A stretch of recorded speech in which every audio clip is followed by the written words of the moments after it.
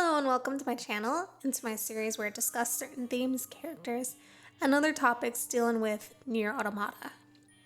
I'm going to start this series with talking about my favorite boss in the game and how that opens up a whole discussion about a variety of deep topics about love, beauty, obsession, gratitude, fanaticism, understanding philosophy, and imitating human behavior. So, let's get into it. After fighting Adam in the desert zone, 2B and 9S are given orders to investigate the amusement park, where there were many black box signals detected. So they head over there through the sewer access at the edge of the city ruins. Once they arrive, they see that the opera house has been gated off. So 2B and 9S go through the side entrance and jump up the cars of a broken down ride, and from there, they break through the ceiling of the opera house. They are greeted by a Goliath-class android with a large headpiece with red cloth coming out of it like a veil. Her body modeled to look like a drop-waist ball gown, the same red cloth swathed over the ball gown part of the dress, and dead androids hanging from her headpiece and making a chain around the ball gown. Then she throws one arm as one note rings out, then the other and another note sounds. Then both arms and the music crescendos. A wave of sound sweeps over the opera house. From there, they enter into battle. While the opera singer gives her performance, her notes are her bullets, lasers coming out from her feet.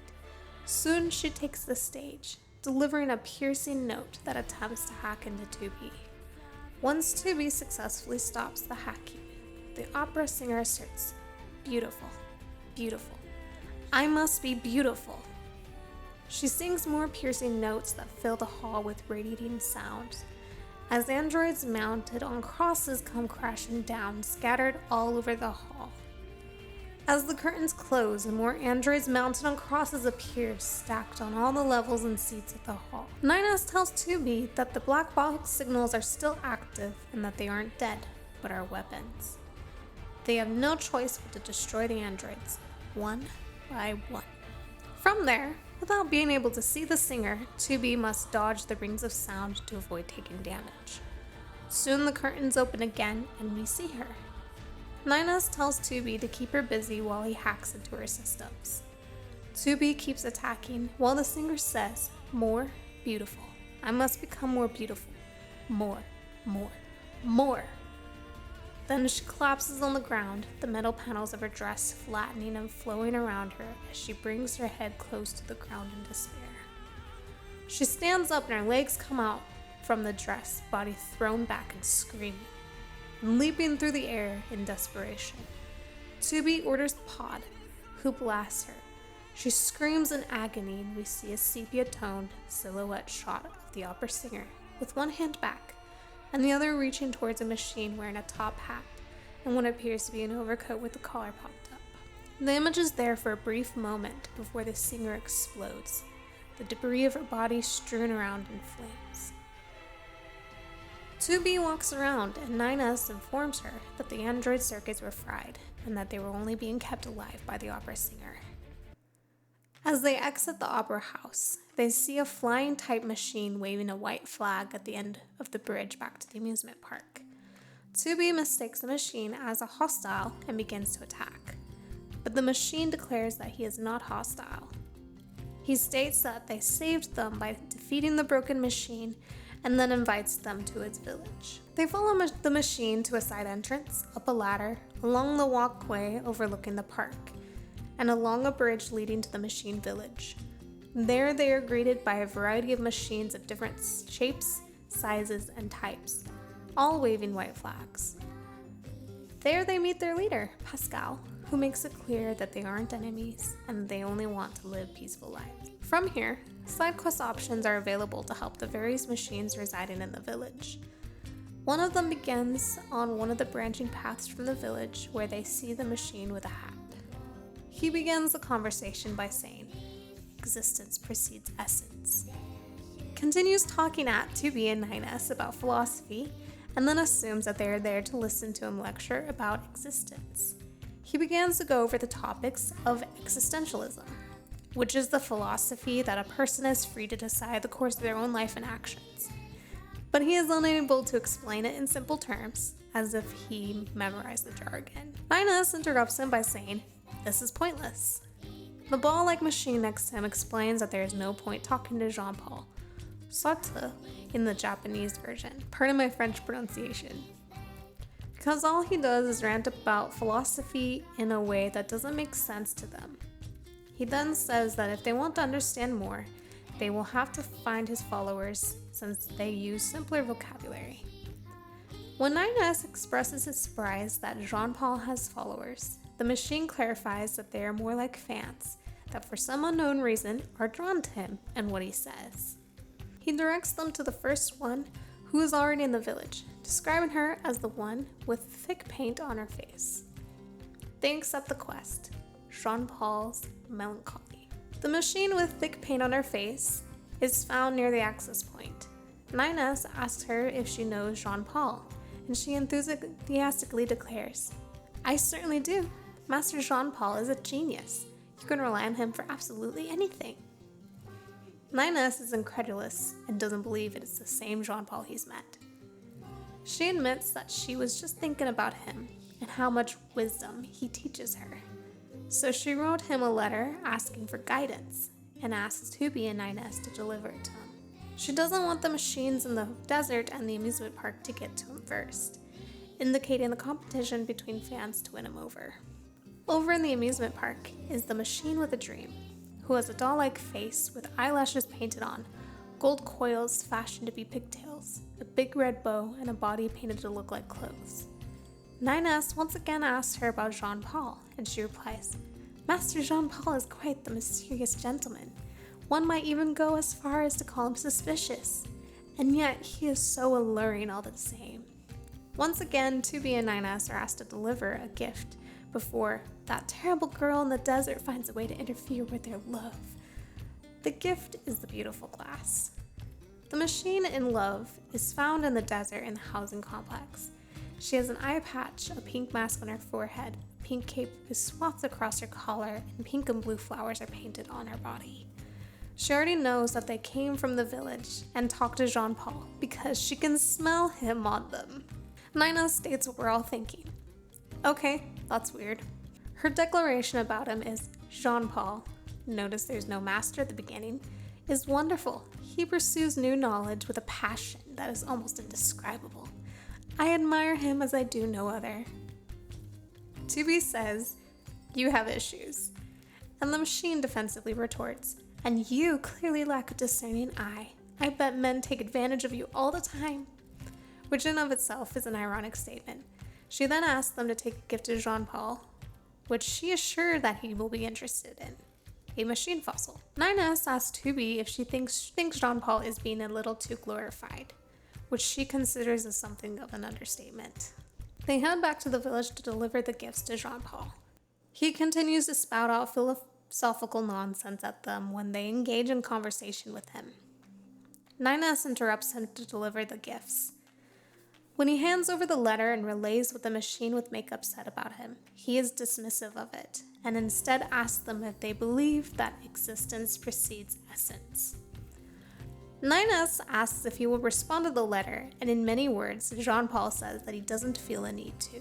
Nines delivers the beautiful glass and tells him what the machine with a dream said about him. Jean-Paul basically says that the gift is worthless, so Nines asks if they should give a message back, and he basically says that the gift was too trivial to warrant a response. Finally, Nines delivers the machine fossil from the machine in love and tells him what she said about him.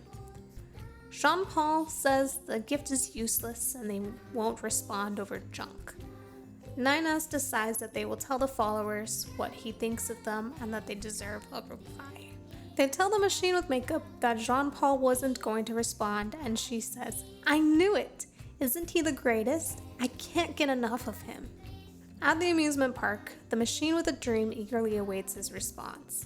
Nines relays his message that it was a mere trifle, and she says, "Such insight, such truth. He sees to the core of things that others cannot.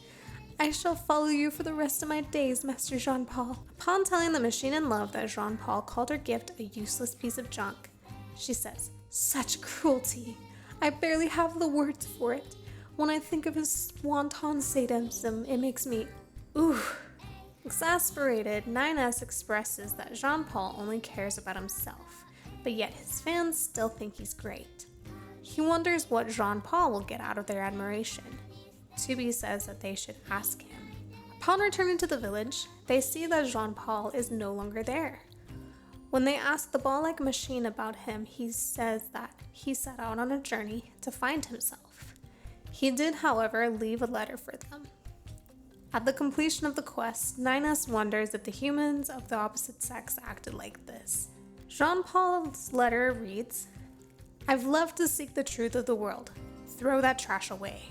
Fast forward to Route B, where we play as 9S. Once again, they're in the opera house to participate in the opera singer's performance once again. This time, her name is displayed as Simone, or Beauvoir, in the Japanese version. Once 9S is able to stop the hacking, he sees the silhouette of a small machine, and we as the player can now recognize who the machine with the top hat is. Jean-Paul. Simone says, "I know, I must become more beautiful. Adding lots of endorments will make me beautiful." In the battle once again, she says, "Beautiful, beautiful. I must be beautiful." Once 9S successfully hacks into Simone, once again we see the sepia silhouettes of Simone, now in her opera singer form, and Jean-Paul. She says, "Hey, what do you think? I've accentuated my beauty with parts of my machine friends. I'm more beautiful than ever now. So, will you tell me you love me?" They're back in the fight, and she continues to obsess over becoming more beautiful.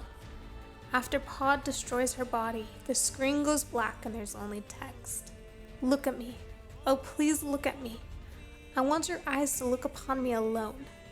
Have I not become beautiful? Do these clothes make me look cute? Would you like it if I walked like this? I still don't understand what it means to love someone, but I've made up my mind. I will do whatever it takes to capture his affection.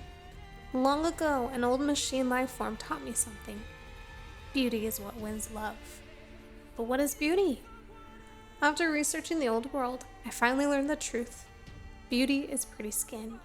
Beauty is stylish accessories. Beauty is looking one's best. I will become beautiful. I will do it for him. I once heard tell of a precious jewel far to the east.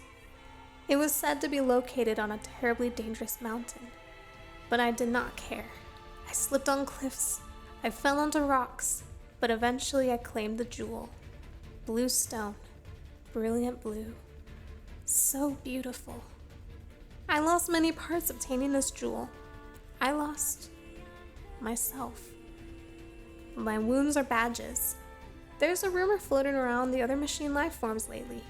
Devour the body of an android to gain eternal beauty. Such nonsense. It is physically impossible to obtain beauty by consuming an android, but I tried anyway. I would try anything. I wanted to vomit, but I kept going. It tasted like oil. Not a moment passed where I didn't strive to become more beautiful, but he still won't look my way. I even tried to learn what is called a song. Songs can make someone have feelings for you. That's what they say. So I practiced every day, but he still won't look my way. I ate more androids. I even ate machine life forms, but he still won't look my way. He won't look my way. He won't look my way. He still won't look my way. That's when I realized that he cares not for jewels, or songs, or beauty, or appearance, or anything else. I cannot win his love. Why have I done this to myself? Meaningless. I gaze into the mirror. In its reflection, I only see my own meaninglessness. And so I scream, "Someone, please look my way." Then she explodes. I won't go over the obvious messages you can get from this quest and these characters before I dive deeper into Jean-Paul and Simone's real-life counterparts. Jean-Paul represents the kind of man that a lot of women who are into men fall into the trap of loving. Jean-Paul has many fans in the game who are obviously trying to attract him through caring about their looks and giving him gifts. The one in the village wears makeup. The one in the amusement park wears eyelashes, pretty hair, and clothes. The one in the desert wears pink clothes, accessories, and flowers on her body. Finally, Simone changes her entire appearance with machine parts, androids, and clothes. She even eats other androids and learns how to sing. Many women go on insane diets, develop EDs, spend monies on accessories and clothes. Some even go under the knife because of toxic beauty standards and sometimes to attract men. Men like Jean-Paul play hard to get, act pretentious, and treat these expressions of affection with indifference, and sometimes choose to string along a bunch of women. Unfortunately, many women have to learn the hard way that losing themselves in pursuit of a person who doesn't reciprocate their feelings isn't worth it. However, in Nier Automata, these are machines who are imitating human behavior without completely understanding it. 3 machines continue to adore him despite him rejecting them, while Simone ends up going insane in her obsession, even resorting to eating androids and her own friends to have them look her way. Jean-Paul also doesn't understand this behavior, and as a machine is completely indifferent. He is unable to see and appreciate their efforts and doesn't see the need to go tell them. 9S takes it upon himself because he actually cares. In fact, he is indignant about the whole matter, showing that people like 9S are the opposite of people like Jean-Paul. Unfortunately, this quest line is something that commonly happens to people. Jean-Paul is like a celebrity to these machines. Many people fall under the trap of idolizing celebrities, and some even go out of their way to try to win their love. Stans usually put the celebrity on such a high pedestal that they are blind to their faults. It is important to be able to see them as fellow human beings and not idolize them like that. Putting our energy and feelings into people who don't care is a very dangerous thing to do and is a waste of time. It also hurts like a bitch and is a hard lesson to learn, but it's important to remember that you deserve better. Losing yourself in order to gain someone's love is never worth it. Now, to go deeper into this, I started researching who Jean-Paul and Simone were. I learned that Jean-Paul was based on the real philosopher Jean-Paul Sartre, and Simone was based on his lifelong partner, Simone de Beauvoir. Jean-Paul Sartre lived from 1905 until 1980 in Paris, France. He was a philosopher, novelist, and playwright, and was best known as the leader of existentialism. He met Simone de Beauvoir when he was a student at l'École Normale Supérieure in 1929. He wrote about consciousness being the opposite of being. Freedom comes with social responsibility. Humans being hostile to other humans, and Sartrean socialism about how Marxism needed to recognize individual freedom. He was more than a philosopher. He was also an activist and even rioted in the street. He even stopped writing for a while because he believed that action was more important than words. He was also an atheist and believed that our existence was the result of chance, and our purpose comes from what our freedom creates, so we need to rely on our own resources. The reason why he said that existence precedes essence is because there is no creator, so people did not have an essence before they existed. He also famously had a disdain for awards and recognition, and even refused to receive the Nobel Prize for Literature in 1964. The Jean-Paul in-game was trying to imitate the real philosopher, but did not understand the real Jean-Paul Sartre or his real teachings. The machines were created by aliens, so that nullified the statement, existence precedes essence in a way. And while in-game Jean-Paul didn't like receiving the gifts, that was an extreme interpretation of the real Jean-Paul not liking awards. Also, we don't know if he didn't like gifts in general. Above all, Jean-Paul in the game didn't understand the concept of actions being more important than words. He was constantly talking at whomever would listen instead of applying what he was saying into actions to make a difference like the real Jean-Paul. The real Jean-Paul was a socialist who believed in the equality of the common man. In-game Jean-Paul doesn't seem to understand this. Otherwise, he would have advocated for and protested for equal rights among androids and the machines, being common ground with humanity. Instead, he talked at whomever would listen about his philosophy. The misunderstanding also extends to Simone de Beauvoir. The Simone in game took the last name's meaning literally. Beauvoir literally means to see beauty. The real-life Simone was a writer, feminist, and existentialist. She rejected Jean-Paul's marriage proposal. They never lived together, and they were in an open relationship. In fact, she famously had other lovers, men and women alike, and Jean-Paul was jealous of the others. She herself was an activist who protested the Vietnam War, advocated for gender equality and abortion. She even wrote a 1,000-page book criticizing the patriarchy. It seems that the real-life Jean-Paul and Simone were opposites in a way from their in-game imitations. Jean-Paul was the one who wanted only Simone, and Simone had many other partners. The real-life Simone would have never obsessed over beauty to win over someone and was instead a famous feminist. The big message here is one of the big messages of Nier Automata as a whole about imitating humanity without understanding it. Jean-Paul didn't understand philosophy, and Simone didn't understand love despite studying it and the human behaviors surrounding it. They only learned the surface-level behaviors, and those behaviors created conflict between the two. Simone didn't understand that outward beauty can't win the love of someone who doesn't love her back. Neither did she understand that obsession isn't love. Jean-Paul didn't understand philosophy, existentialism, the importance of action, or even gratitude.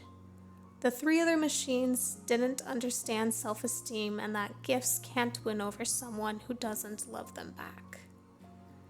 This game is brilliant in how the machines and androids are metaphors for humanity.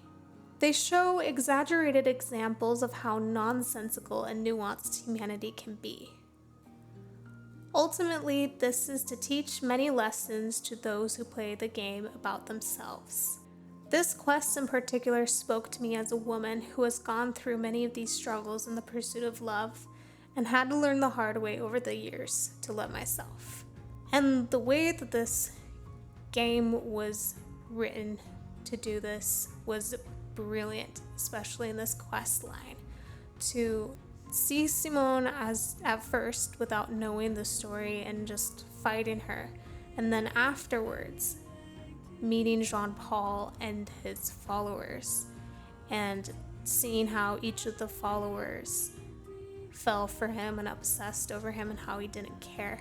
And then we go through Route B and learn about Simone's story and how she was the biggest example of this. Very brilliantly written to give that emotional catharsis to the player and to really drive that message home. Well, thank you so much for watching. Please like, comment, and subscribe as I will continue to make videos like this about Nier Automata and other games. I also do gameplay videos, and I'm currently playing the OG Final Fantasy VII, and I'm playing Rebirth, so check those out as well. And I'll see you next time. Bye!